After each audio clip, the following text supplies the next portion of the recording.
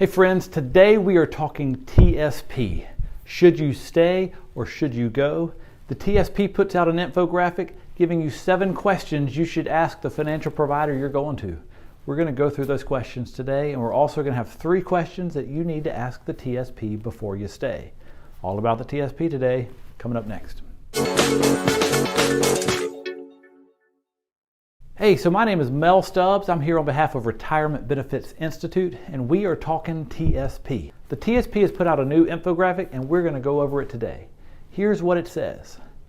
If you're thinking about moving the money in your TSP account to another plan, don't get blindsided. Ask the provider these questions first and see how the answers compare to the TSP. So they want you to go through these questions with the financial provider you may be going to. So we're going to go through those questions today. Here is question number 1. What is the average net expense I'll pay for every $1,000 I invest? Now with the TSP, it is very affordable. They are the low-cost option. Now sometimes going with the low-cost option is not always best. You'll see here the TSP charges 42 cents per thousand. That's really inexpensive. So the question would be, what do I get for what I'm paying? And that's where the discrepancy comes in. There's a lot of things you're not getting. We will go over more of that a little bit later. Now let's look at question 2. How much will I pay in annual fees, commissions, or charges not included in the average net expense ratio? And you can see here also the TSP is quite low. Now there may be funds out there that have a higher net expense ratio, but it may be in investments that you want to be in and that the TSP does not offer you. So net expense ratio is not as huge a deal. You might be willing to pay more to go get an investment that you want. Both of these questions are geared around the fact that the TSP is quite cheap. And if things aren't that important, sometimes the low-cost option is best. I do my grocery shopping at Walmart. They have some great value chips, potato chips, that are great. They are just as good, if not better than the name brand, and they are much cheaper. But potato chips don't really matter. They also have kind of the Girl Scout cookies, the Thin Mints, less than $1 for a package of them. Really cheap, but really not that important. It seems like if things are more important, you may not want to go with the cheapest option. Think about the car you drive. Is it the cheapest option out there? Is it the cheapest car available? I bet it's not. What about the house you live in? Is it the cheapest house that you could find? Probably not. Why is that? Because there are features and options and benefits that you wanted. You're willing to pay more for it because you want them. The TSP is the low-cost option. There are a lot of features and benefits that we're going to talk about later that they don't offer. So that's why they're so cheap. So you can decide, is your retirement planning, is this important enough that you don't want the low-cost option? If it is, you might look at leaving the TSP. If the low-cost option suits your needs, then you might just stay. So let's look at the next question. What profit do you make if I invest with you? Now this question comes from a negative view as if profit is bad. Now the TSP is not making profit because they deal with the government. But the way it's asked is like profit is bad. Well, I found this quote, "Free enterprise does everything better." Why? Because if private companies don't do things efficiently, they lose money and die. Unlike government, they cannot compel payment through the power of tax. If a private company that is trying to make a profit does not do a good job, they will go out of business.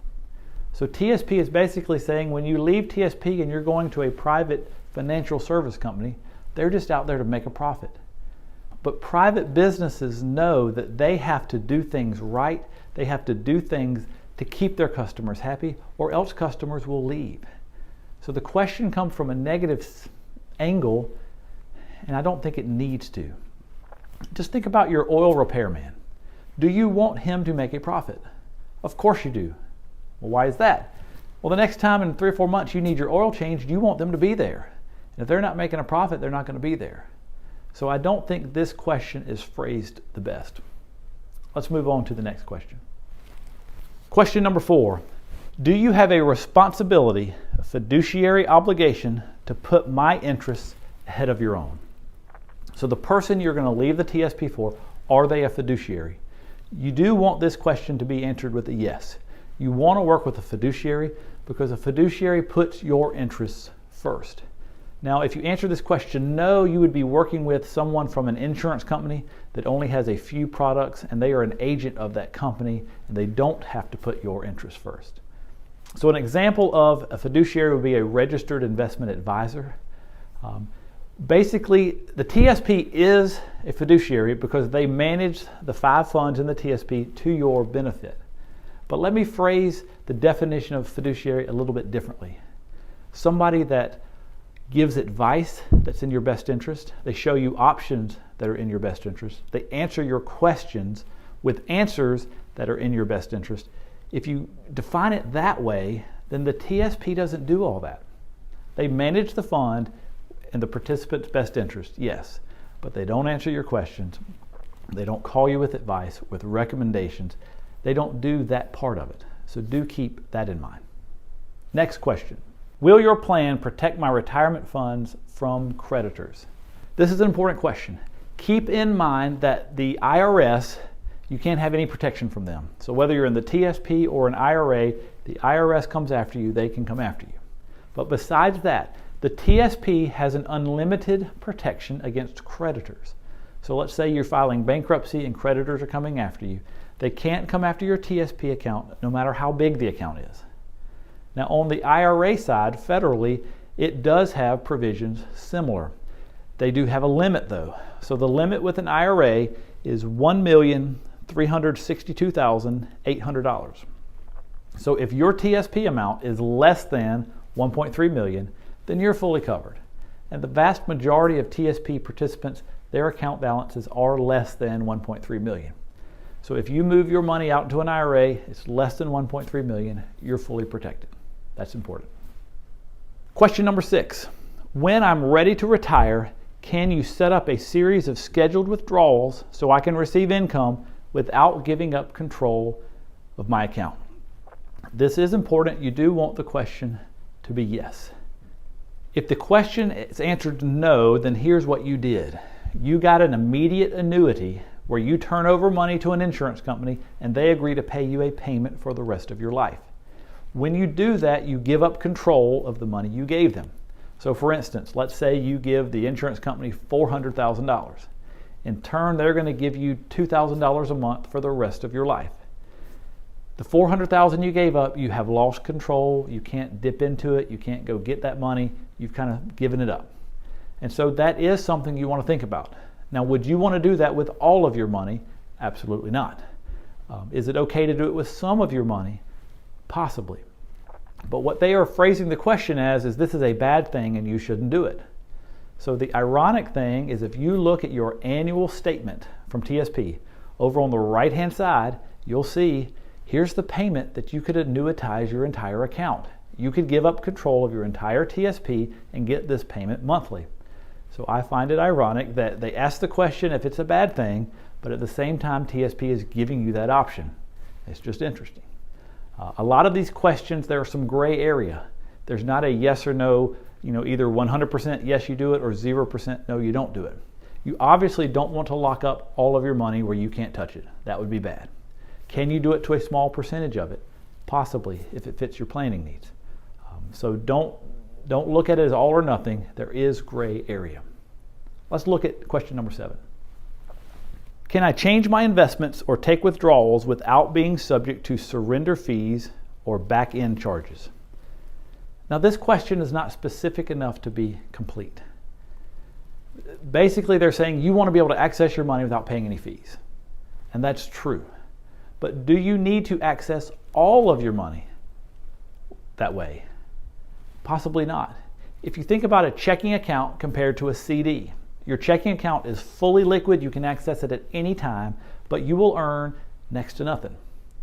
If you choose to put that money in a CD, now I know CDs aren't paying very much right now, but you will earn more. But what did you give up?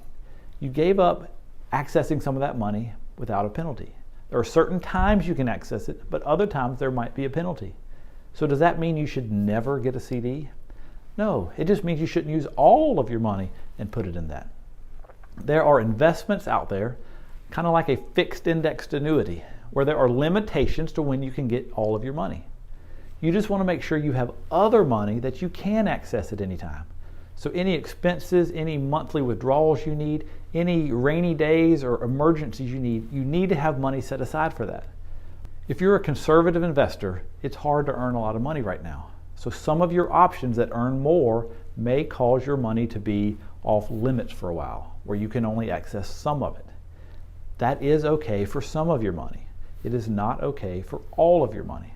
There again, it's not a black or white thing. There is some gray area here. Each individual person will have different needs. You just need to keep that in mind.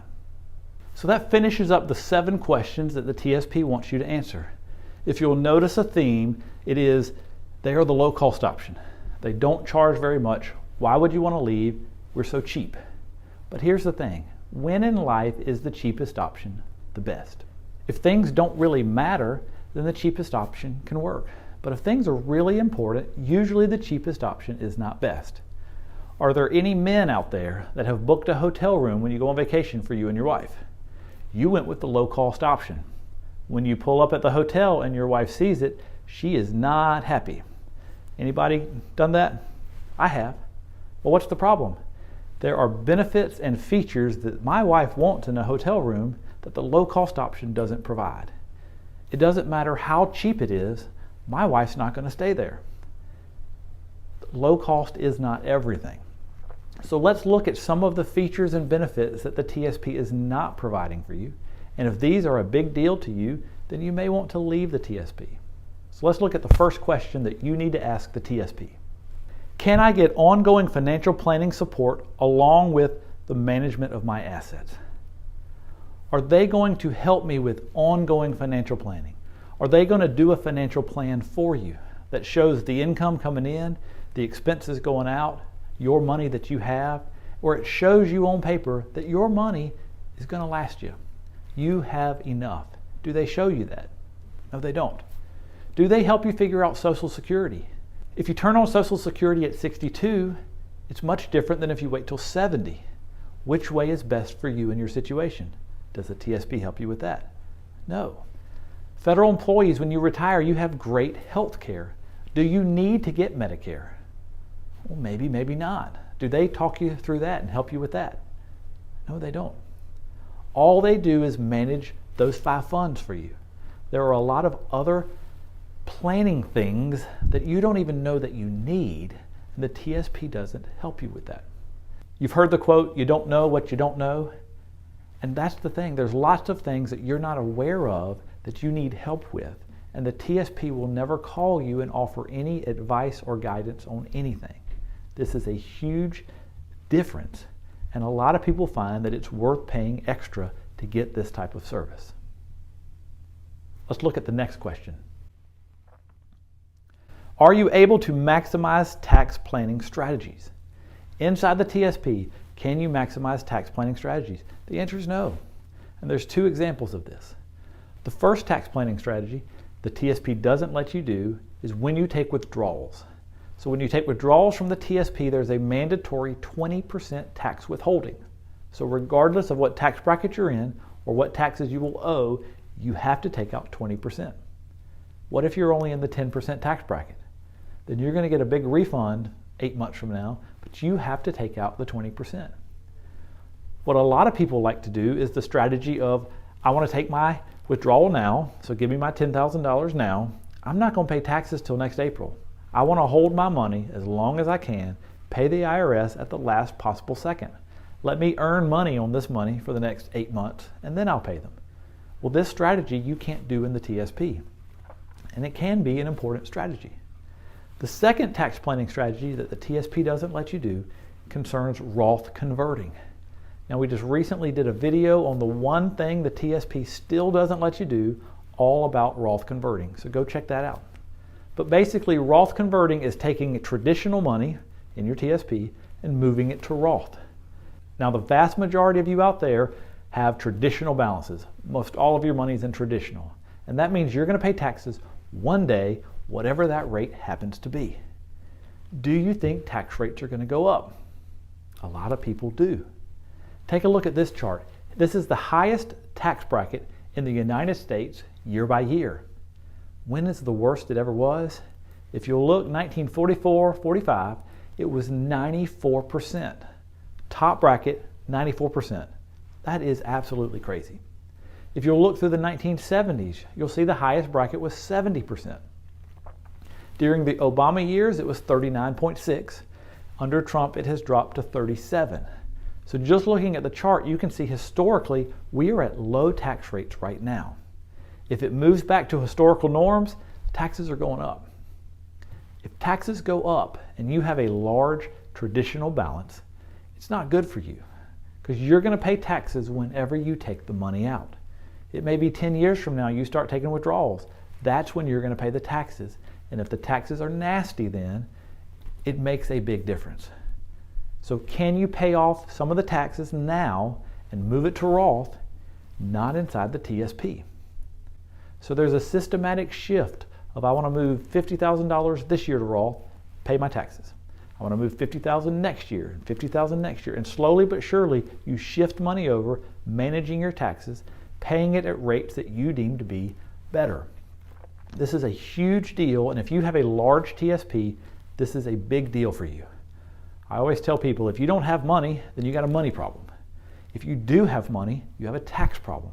So if you have 400, 500, 600,000 or more of TSP, taxes are going to be a problem for you later.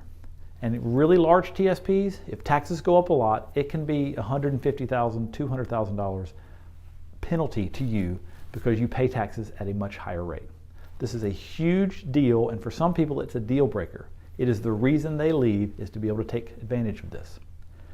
Now, some of you may have never heard of this. You didn't even know you had tax issues in your future. Well, this goes back to the previous question. Remember, you don't know what you don't know? A lot of people don't even realize there's going to be a tax problem later. They didn't even know about it, so of course they didn't know they could fix it. You're going to have a tax problem later if you have a lot of money and you need to do something about it, and the TSP doesn't let you. So this, tax planning, is a huge deal. Let's look at the last question you need to ask the TSP. Do you have access to a broad array of investment choices? Now, depending on how you define broad, most people would say, no, you don't. You have the 5 lettered funds. G and F are the more conservative options. CS and I are the aggressive options. But that's it. Now, some of you might say, well, wait, we got the L funds. Yes, but the L funds are just predetermined mixes of those 5 funds. So you still only have those 5 funds. What are some things you might be missing? Well, let's look. Emerging markets, microcap, real estate investment trusts, alternative assets, sector funds, fixed indexed annuities. There are a lot of choices out there that the TSP does not give you. For example, sector funds. There is the technology sector, the healthcare sector, the energy sector. Maybe you want to put a chunk of your money just in that one sector. You can't do that type of stuff with the TSP. There's an article from FedSmith that talks about diversification can be difficult for TSP participants. And that's true. There are a lot of investments out there you don't have access to. So this can be a big deal as well. So to sum everything up, the TSP wants you to think about cost and cost alone. Why would you go somewhere else and pay more when the TSP can help you for cheap? And for some people, that is true, and the TSP is a good fit. However, if you want ongoing planning, you want support, you want somebody to help you with your federal benefits and understand what your bring home pay is going to be, and all of these other items, you're going to have to leave the TSP to get it. So when can you leave? If you are still working and you have reached the age 59 and a half, you're allowed to move your money out and keep working. Keep contributing to the TSP, keep building up that balance again. But you can move your money out into an IRA where you can take advantage of ongoing planning, tax planning, and diversified investments. If you've retired, no matter what age you've retired, you can move your money out. Now, there are some nuances. If you're retiring prior to the age of 59 and a half, you want to talk to somebody that understands your benefits because there's a little trick there. So if you've retired, you can move your money out. If you're over 59 and a half, you can move your money out. If you need help understanding this type of stuff. If you want help understanding your federal benefits, what your bring home pay is going to be, what your TSP balance may look like in the future, and you want to talk to somebody about this, please check out retireinstitute.com, call the number on your screen, reach out and get help. I'm Mel Stubbs, and I'll talk to you next time.